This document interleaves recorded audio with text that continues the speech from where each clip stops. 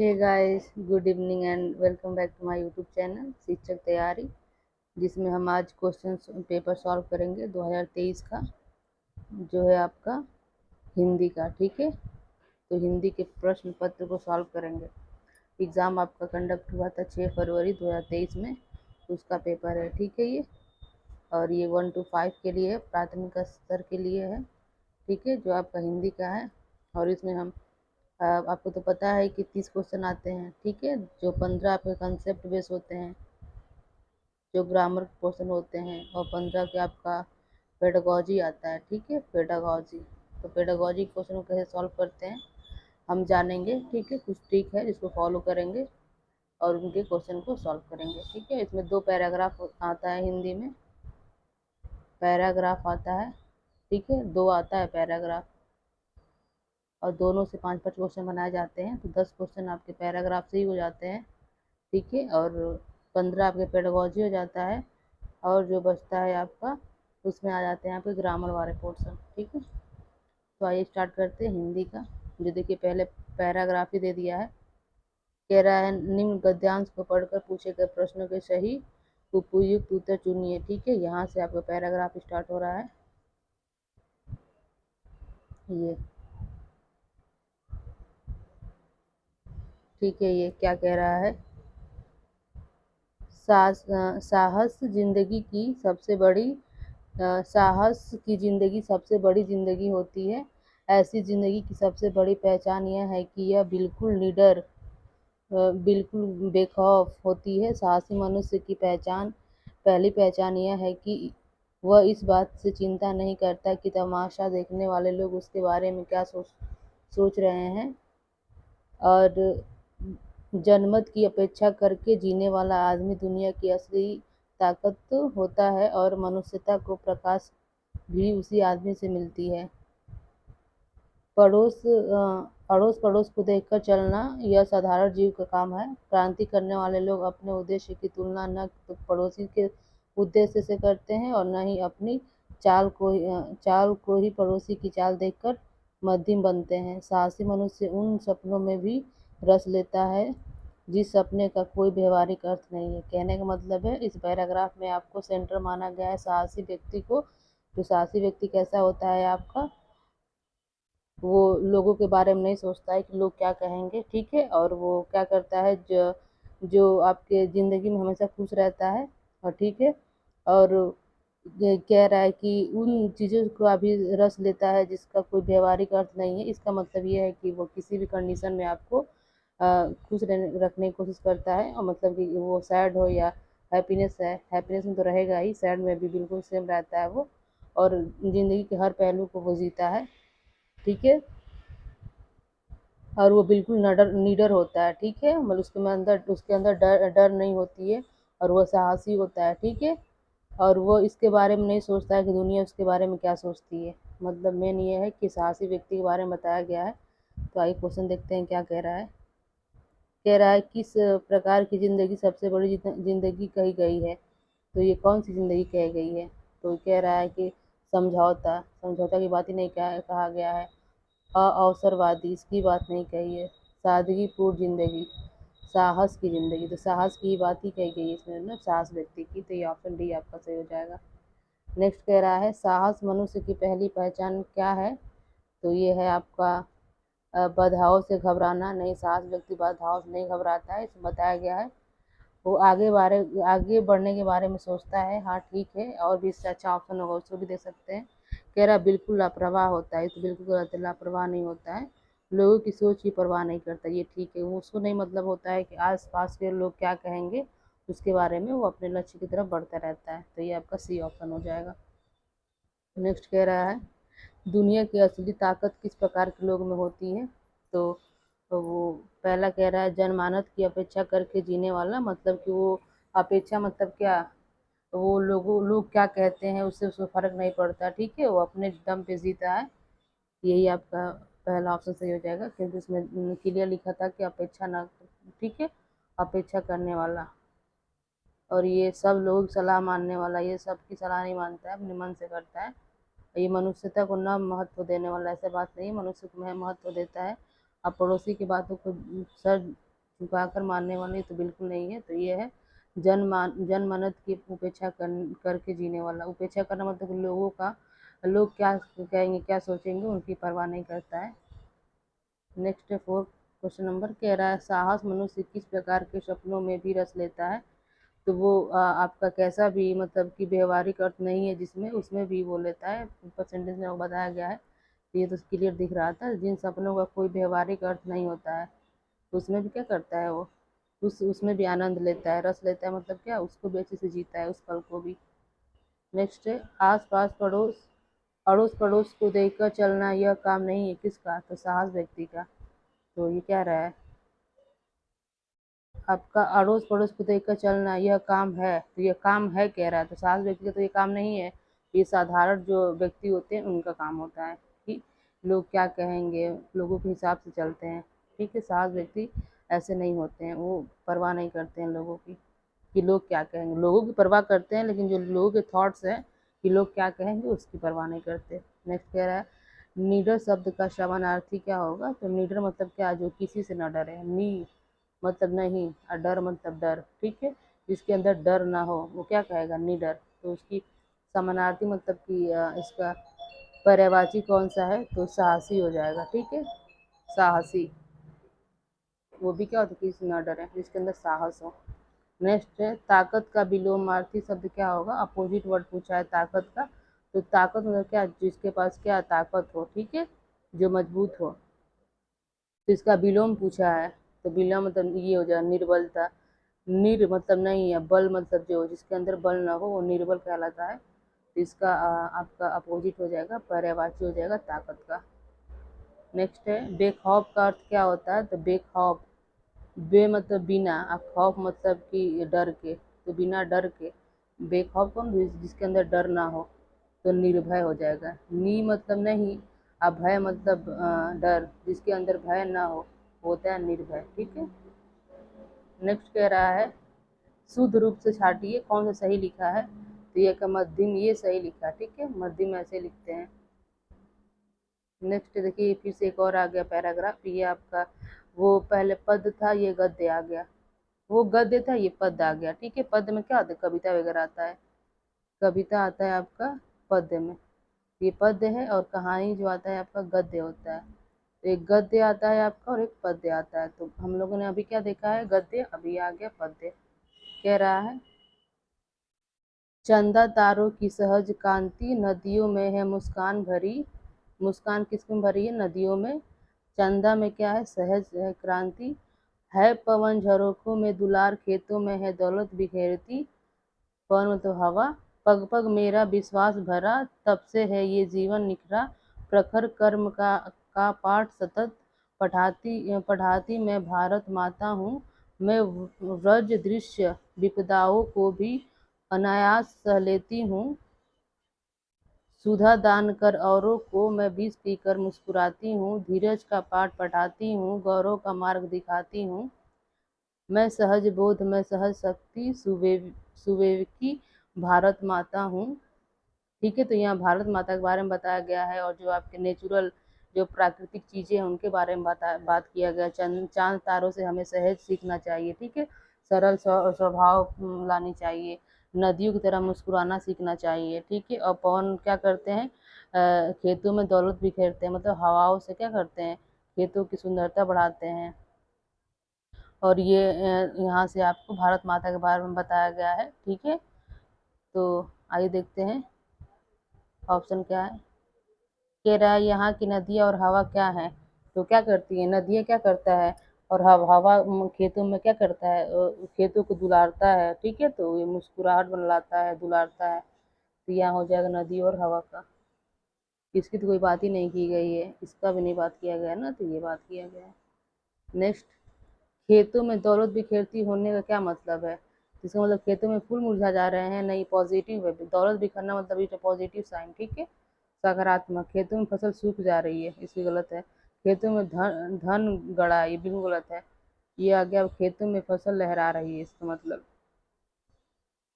भारत माँ को विवेकी क्यों कहा गया है, मतलब उनके पास ज्यादा बुद्धि है, मतलब विवेकी होती हैं, उनको क्यों कहा गया है, क्योंकि वह अन्न व जमीन छीन लेती हैं, बिल्कुल गलत। क्योंकि वह वर्षा कराने में सहायक होती हैं। क्या? क्योंकि वो धैर्य व गौरव का पाठ पढ़ाती है। ये ठीक है क्या? भारत माता हमें क्या करती है? गौरव की पाठ पढ़ाती है, धैर्य लाती है। ठीक है, ये है नेक्स्ट। कह रहा किसके पग में विश्वास भरा है? तो भारत माता के। ठीक है, भारत माता की बात हो गई थी ना। नेक्स्ट है, चांद तारों की सहज क्रांति पंक्ति में निहित अलंकार है। देखिए तो सी आया है। तो सी किसके लिए होता है? उपमा। उपमा क्या करते हैं? उपमा में किसी भी चीज को दूसरे चीज से कंपेयर करते हैं, तुलना करते हैं। तो चांद तारों की सहज क्रांति मतलब चांद तारों के जैसे क्या होनी चाहिए? हमारे अंदर सहज क्रांति होनी चाहिए। तो सहज क्रांति की तुलना किससे की जा रही है? चांद तारों से। और जहाँ से, सी, सा, समान ये आ जाए आपका, वहाँ उपमा उपना उपमा अलंकार होता है। तो ये कौन सा अलंकार हो जाएगा? उपमा। और ठीक है, और अनुप्रास जिसकी जहाँ एक ही आवृत्ति एक ही वर्ड की आवृत्ति कई बार हो जाए, तरनी, तनुजा, तट, तमार, तरुअर, बहुछायो, त की आवृत्ति होती है। ठीक है, रूपक अलंकार में क्या क्या किया जाता है? उपमेय को उपमान मान लिया जाता है। ठीक है, तो ये आपके था उपमा अलंकार। नेक्स्ट है, प्रखर का अर्थ नहीं है। प्रखर, प्र मतलब खर, मतलब कि प्रखर को कहते हैं कठोर। ठीक है, तो इसका होता है अर्थ नहीं है। तो तीक्ष्ण भी आपका उसमें आता है, कुशाग्र आता है, प्रचंड आता है, ये आपका सहनशील नहीं आता। ठीक है, इसका मतलब सहनशील नहीं होता है। सहनशील लोग तो किस में आते हैं? मृदु में आ जाते हैं। ठीक है, इसका मतलब कठोर से था। नेक्स्ट क्वेश्चन नंबर 16 क्या रहा है? बोली बोली और लहजे के बारे में कौन सा सही है? तो जो बोली होती है आपकी, ये आपका वास्तविक भाषा से संबंधित होती है। और लहजा होता है जो बोली बोलने का तरीका होता है, उसको कहते हैं। ठीक है, तो ये वास्तविक बोली से, वास्तविक बोली से संबंधित होती है। मतलब अवास्तविक भाषा से कह सकते हैं, वास्तविक भाषा से यह संबंधित होती है बोली।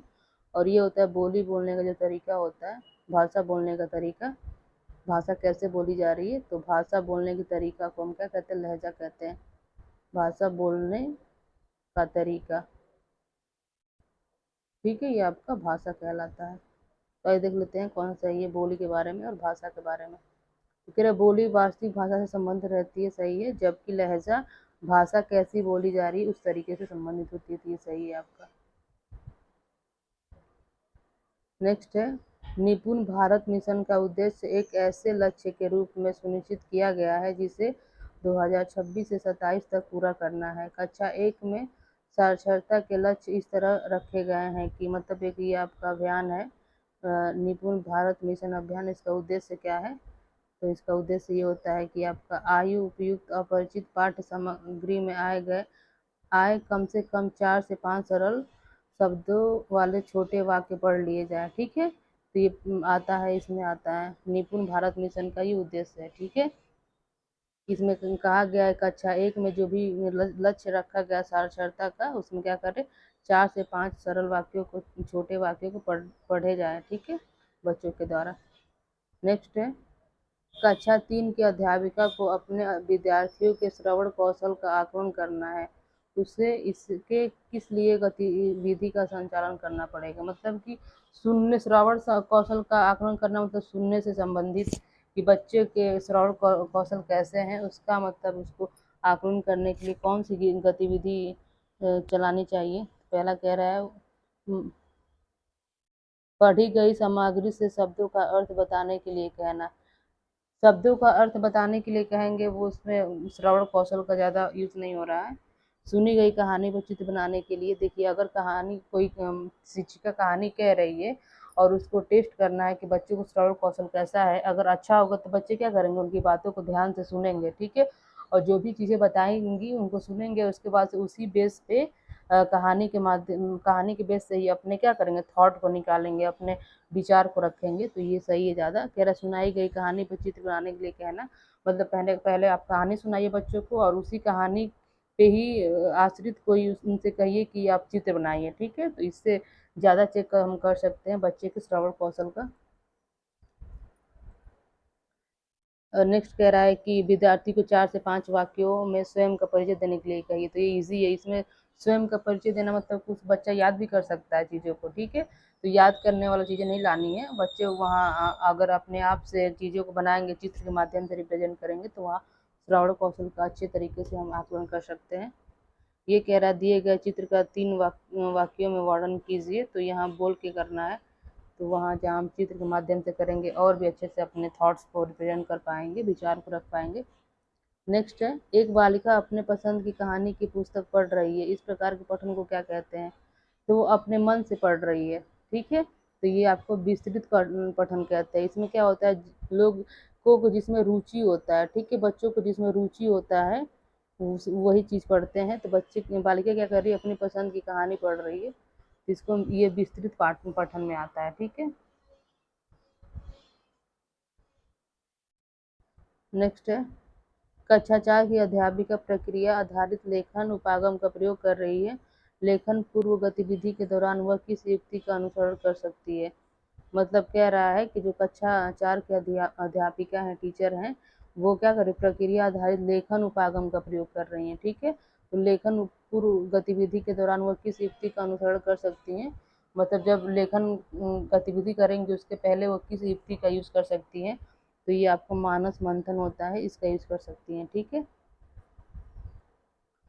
समीक्षा करना तो बाद में होता है ना, जब मतलब चीज़ों को हम पढ़ा देते हैं उसके बाद समीक्षा करते हैं। पुनरावृत्ति भी बाद में होता है, कोई भी टॉपिक को डिस्कस करने के बाद पुनरावृत्ति की जाती है, ठीक है। तो ये आपका सही होगा।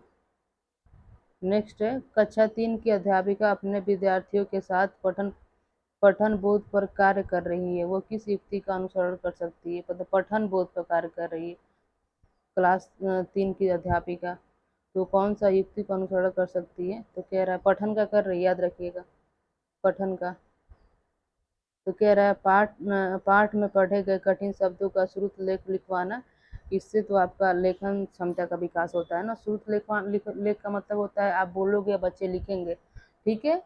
तो ये तो इससे आपका लेखन कौशल सही होगा। आपको पठन बोध पर कार्य करना है। कह रहा है पढ़ी गई पाठ्य सामग्री पर आधारित प्रश्न पूछना। पढ़ी गई सामग्री पे, ये सही है, पठन कौशल तभी हम देख पाएंगे।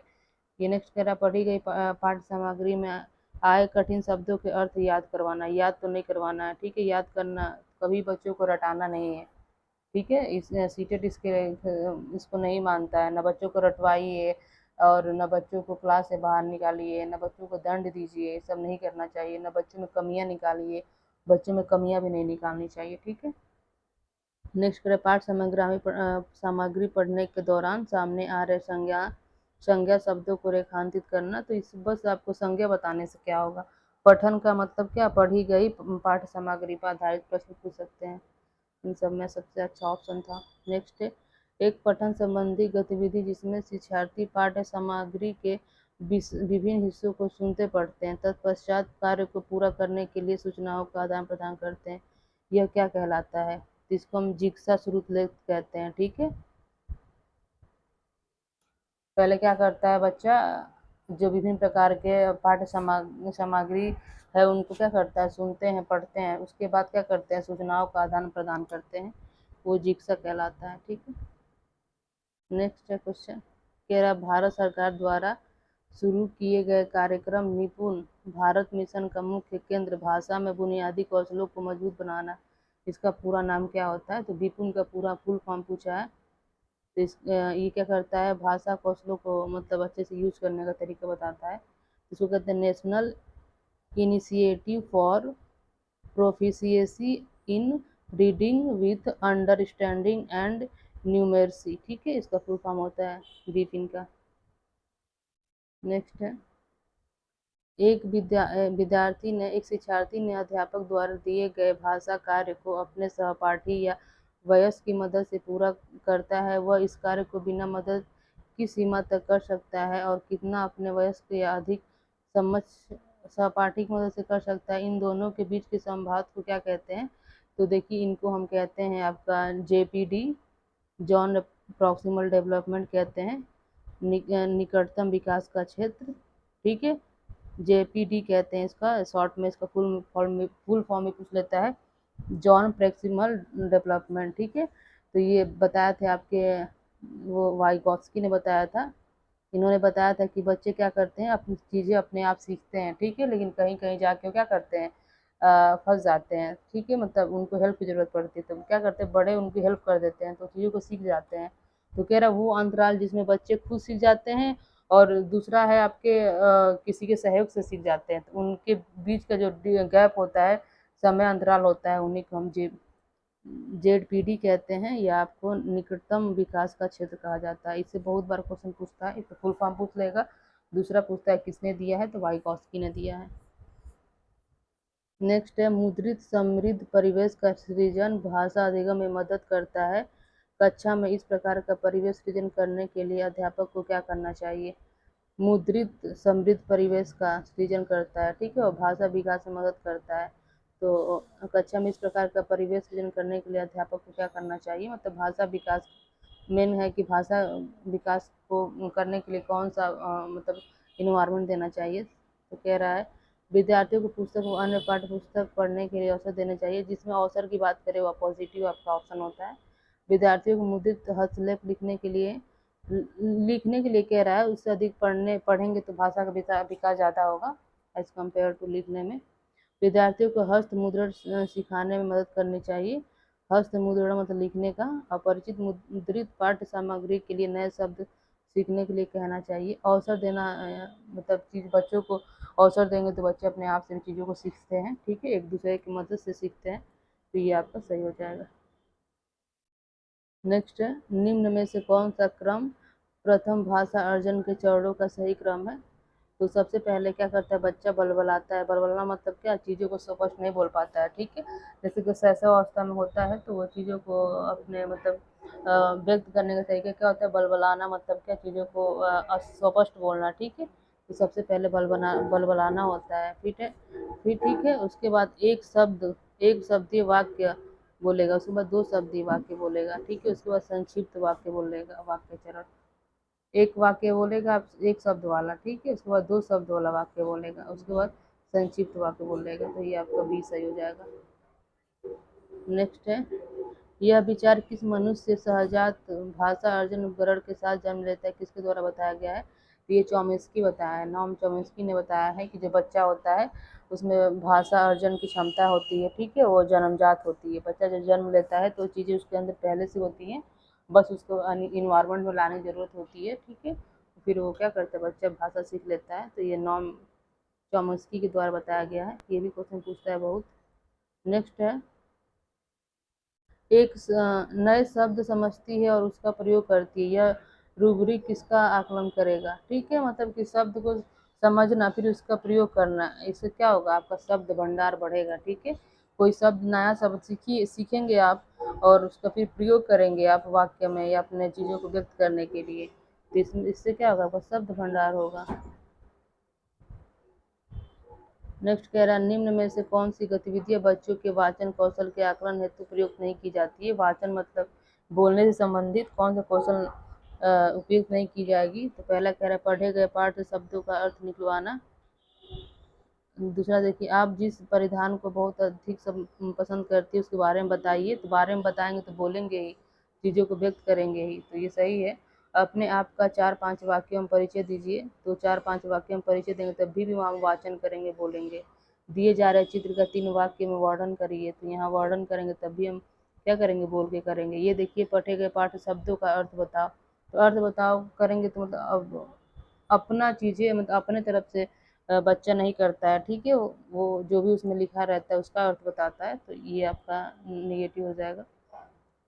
नेक्स्ट है, वह कौन सा भाषा विकार है जिसमें व्यक्ति उचित तरीके से उचित क्रम में शब्द नहीं रख पाता? यह भाषा बोलने और समझने के तरीके को प्रभावित है, तो इसको डिस्फ्रेजिया कहते हैं, ठीक है, ये दिमाग से संबंधित होती है, माइंड से संबंधित होती है ये। इससे क्या होता है, यह विकार होता है, इसके मदद से क्या कर मतलब बच्चे में जिसके बच्चे में पाया जाता है वो भाषा को मतलब ठीक से बोल नहीं पाते हैं, और अपना नहीं समझ पाते हैं, ठीक है। ऐसे पूछता है आपका डिस्ग्राफिया ही पूछता है, डिसग्राफिया। डिसग्राफिया का मतलब होता है कि लेखन संबंधी विकार, मतलब लेखन में कठिनाई होती है, ठीक है। फिर डिस्ग्राफिया हो गया, डिसकैलकुलिया हो जाता है, कैलकुलिया, इसका मतलब मैथ से संबंधित विकार, गणित से संबंधित विकार होता है, कैलकुलेशन से संबंधित विकार होता है, ठीक है। या फिर एक डिसलेक्सिया होता है, डिसलेक्सिया। तो डिसलेक्सिया में क्या होता है आपका, पठन संबंधी विकार होता है। तो ये 7-8 विकार होते हैं जिसमें से सीटेट में क्वेश्चन पूछता है। डिस्प्रेक्सिया मतलब कि जो हम समन्वय हड्डियों में, हमारे मांसपेशियों में समन्वय नहीं रह पाता है, वो आपका डिस्प्रेक्सिया होता है। तो ये थे आपके हिंदी के क्वेश्चन, ठीक है, जो प्रीवियस ईयर के थे। आई होप आपको वीडियो पसंद आया होगा, और वीडियो पसंद आया तो लाइक शेयर सब्सक्राइब कर दीजिए, ठीक है। इस प्रकार और भी आपके अन्य सब्जेक्ट के प्रीवियस ईयर क्वेश्चन मिल जाएंगे। Okay, thank you.